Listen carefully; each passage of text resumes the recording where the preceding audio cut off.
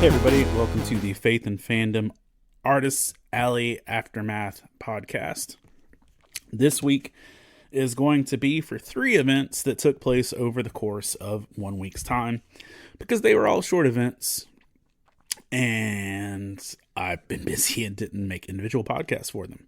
So that's why. So first up at bat is the Randolph County Public Library Comic-Con. This is the second year of this event, and it is held at the Ashboro Library, which is about 2 hours from me. And I have a connection there because the lady who runs it went to the college and the church that I did ministry at when I was doing college ministry, but never to my campus ministry. We never actually met. We were just aware of each other. And she invited me as a guest last year and invited me back this year as a guest. And I'm not that cool, and I don't get that many guest invites. And if there's a government institution that's willing to intentionally ask me to come set up a booth that talks about Jesus in a government building, I'm going to say yes, just because I'm not going to turn down that opportunity. You know, that's on some Ephesians 5, make the most of every opportunity because the days are evil type situations, and I'm not missing out on that. So that being said, I did that show. Got up at, the crack of early, drove over to Ashboro, North Carolina, and set up. And because it is a government thing and they're on their certain hours, there's not a lot of early setup time. The setup time legitimately is at 8 for a show that starts at 9, and the show area is on the second floor, which does make things a little bit more complicated. Me and another vendor were standing outside waiting to get in for at least 20 minutes, with our carts fully loaded, waiting at the door. This is a fun show in the fact that a lot of the vendors and artists there are people I know and are people I'm friends with. And I'm also rarely the only gospel presence at that show. In fact, I was directly across from Will Boyer, who does the Gospel Man comic. He does a Jesus-centric comic. I don't remember the title of it. I'm going to look that up. He's a dude in a green suit. But he does that. And then right when it's William Thomas Boyer who does, it's Gospel Man. He does a comic called Gospel Man. And then another dude asked me if I knew about Grok Comics, which is another Christian comic. And that is mentioned. The artist for that has contacted me several times, and I apologize for not being better about getting you on here, dude. A lot of the times this stuff is skin of the teeth and last minute, so give me some grace, and we will connect on there somewhere. But I'm also usually next to people like Marshall Lakes, who's a longtime artist friend, and Rodney from Black Star, and there's a handful of good folks over there. And but one of the things that comes is that this show is incredibly short by comparison to most shows. This show runs from 9 to 12. A whopping 3 hours of an event. Most of the time, y'all, cons aren't getting started until 3 hours deep. That's when people start getting in and getting situated and spending money and having conversations and stuff like that. But that library actually closes at 1 on Saturdays, and so they have to operate during business hours. So it's 3 hours to be there and to plug in. I spent the bulk of the day of the 3 hour little burst doing sketches, and which was, again, if you've listened to me talk about shows lately, that is my go-to for occupying my time, so I'm not just desperately looking up for eye contact and smiles. But I guess it's a good thing I was doing sketches, because that was the biggest connection point I had for the whole show. is people buying sketches and, looking through sketches and things like that. This was a return to me having Pokemon cards to give away, which is also always a big bonus. And I was able to give a lot of kids some Pokemon cards, which was really cool. Because this was the first show and time I was really drawing after X-Men 97 ended. I drew a Nightcrawler sketch, and a girl saw me drawing Nightcrawler and literally stood there and waited for me to finish that sketch so she could buy it. And then I turned around and started another one. And so I did 2 Nightcrawler bookmarks and a Nightcrawler 5x5 canvas while I was there. The second bookmark was my favorite. But while I was there, I sold a Luffy, a Assassination Classroom, a Spy X Family one, a Kirby dressed as Luffy, Luis from Bob's Burger, Kiki's Delivery Service, Howl's Moving Castle, Persephone and Hades, Kirby, Chopper, and Krillin. And so, like, I cleaned house on sketches, so I need to do a lot more sketches before the next show.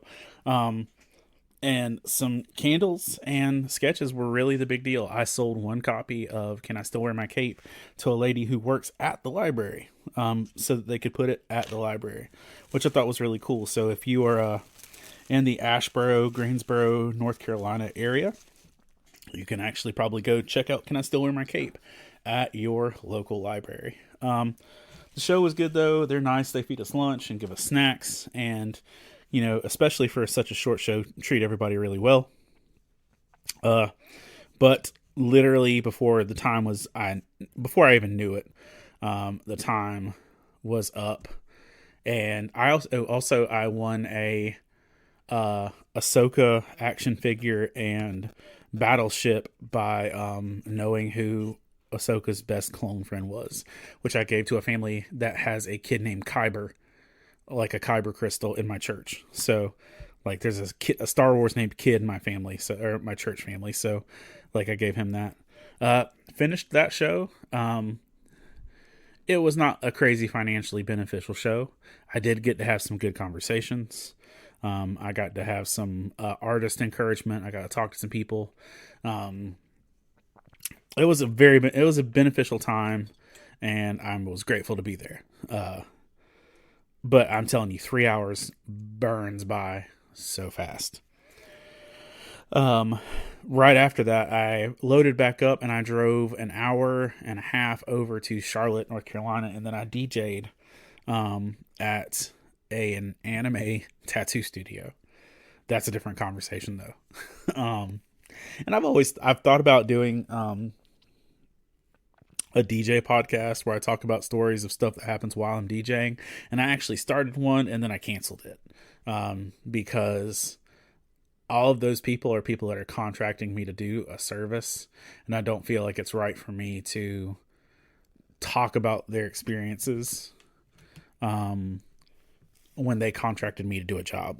It's not like I'm an artist that's paying to be there. These are people who are paying me to be there. So I was like, I'm not going to do that. But anyway, the next event was the following Friday, which was the Nerd Market downtown Fayetteville for their 4th Friday.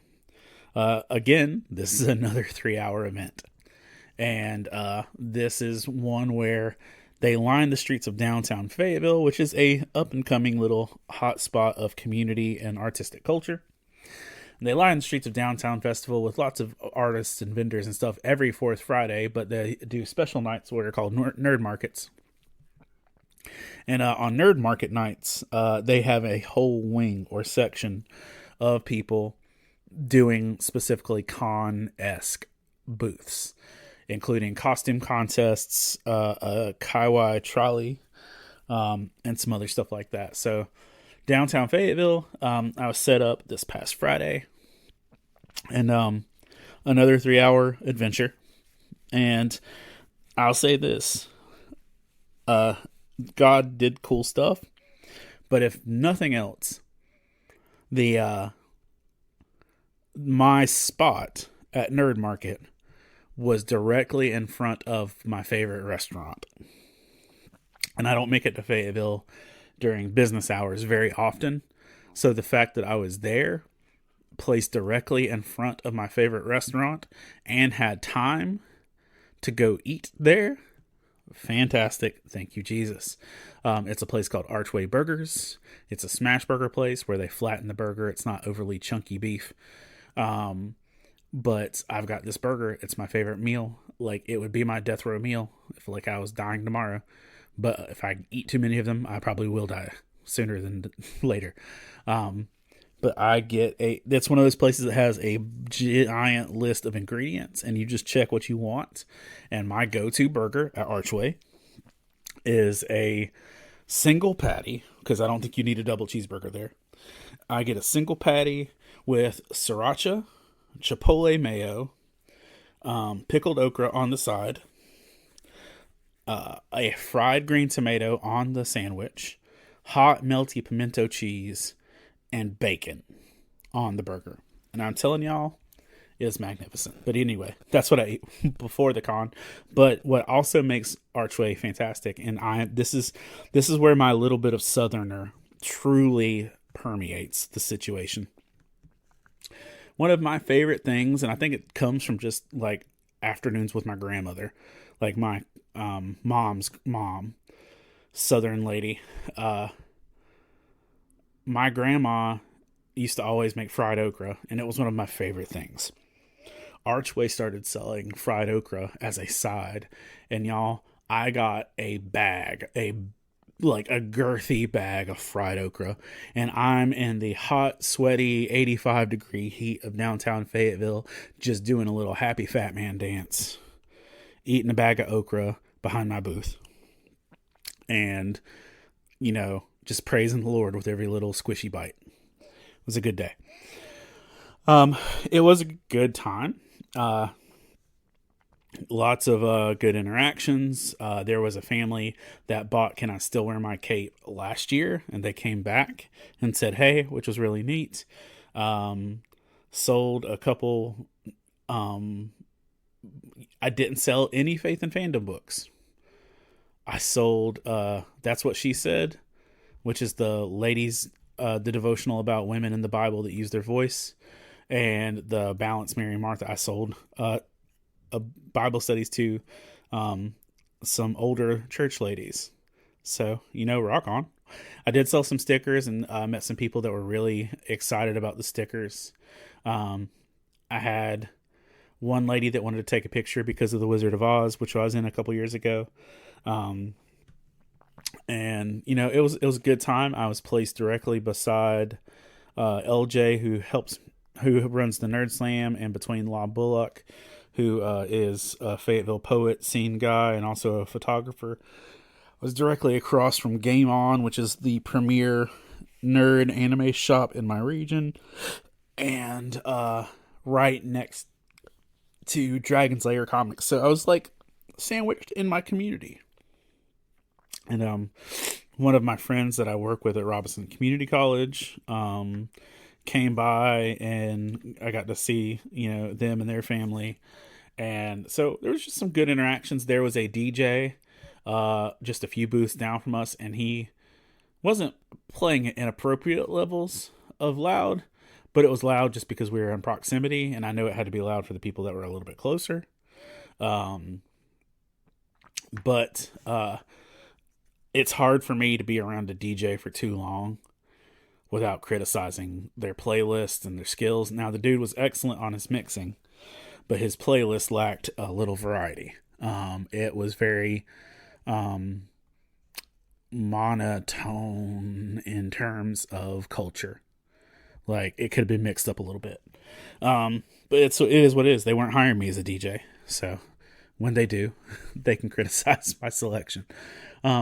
Overall, had some good conversations, got to talk to people, got to encourage people, made a little bit of money, not a lot, at all. And again, it's not what I'm there for, but yeah, it was, yeah. It was one of those scenarios of I paid to have a table there, and I did not make my table money back.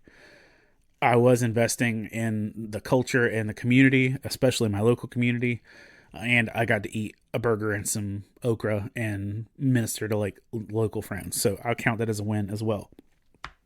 Now, those were my two little pit stop May events before things really kick off in June. I'm going to add a third event to this just because of how it turned out.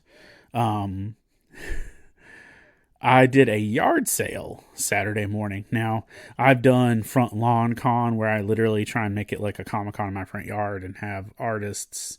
I've done geek yard sales on my front yard where it's just nerd content.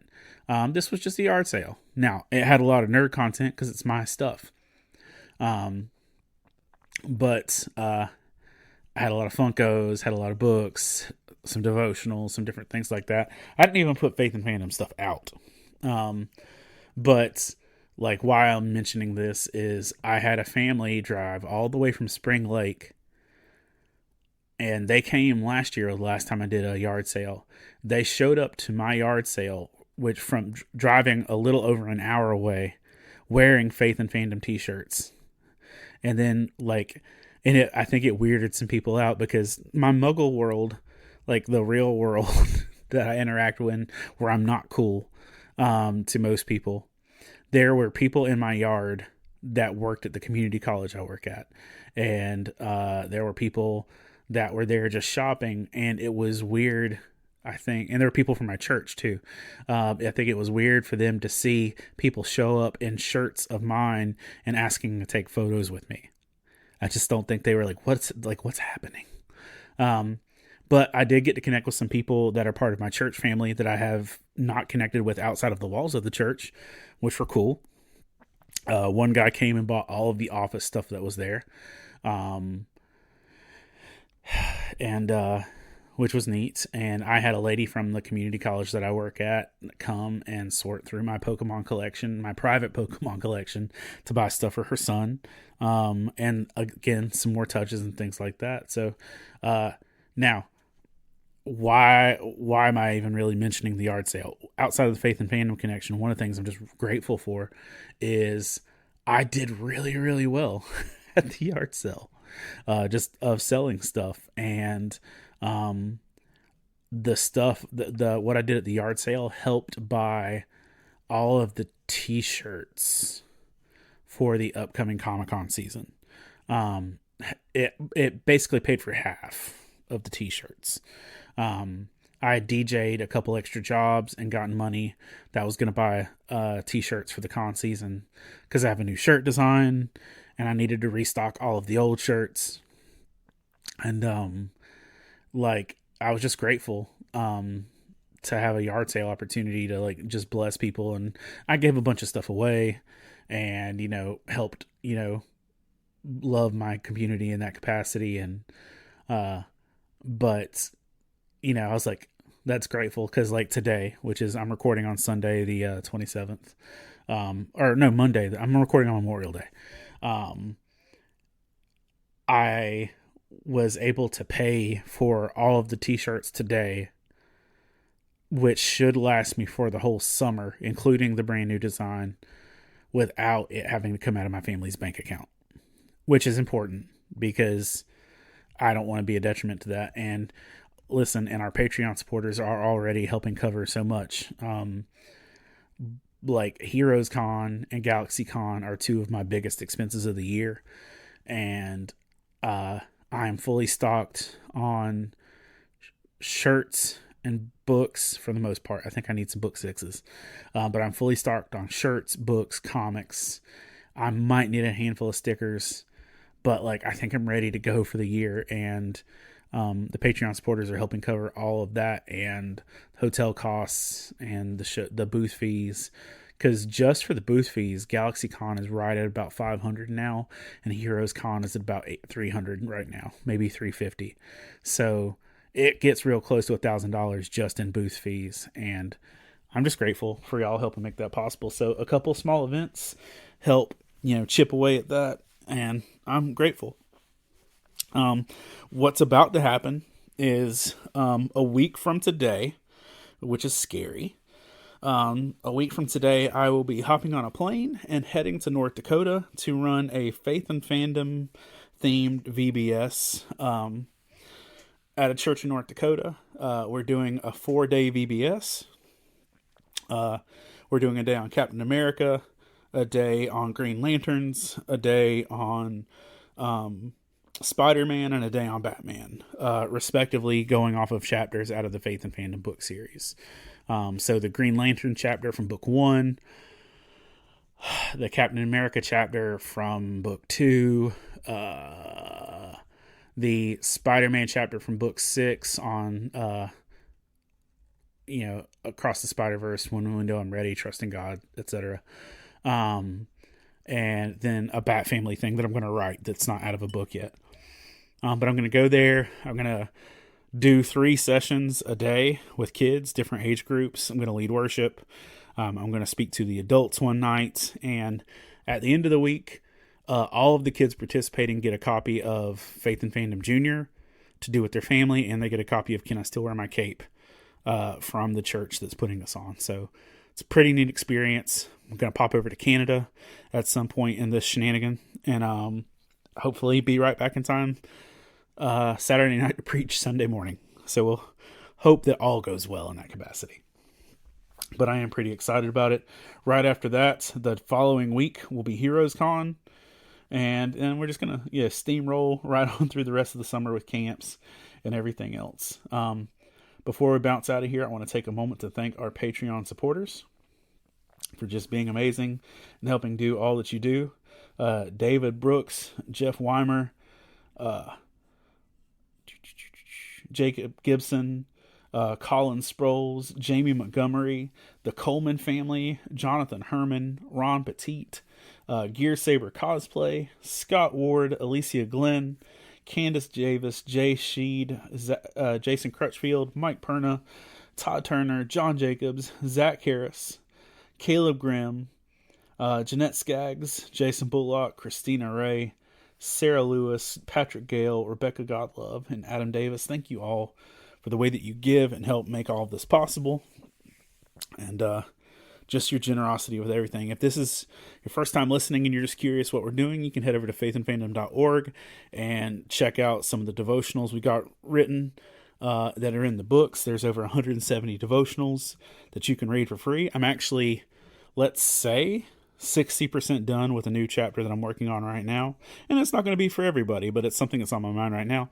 So that's coming. And I've got another one kind of in the chamber, but I kind of need to beat a video game before I can finish it because I don't want to write the concept without actually fulfilling the story. I know that's a very nerdy thing to do, but there's a plot point in a video game I want to write about. But I don't want to write about it until I can actually finish it. I know I could look it up on YouTube, but shenanigans. I don't want to do that. I want to finish it, but it's hard and I feel old. But yeah, a lot of good stuff coming up.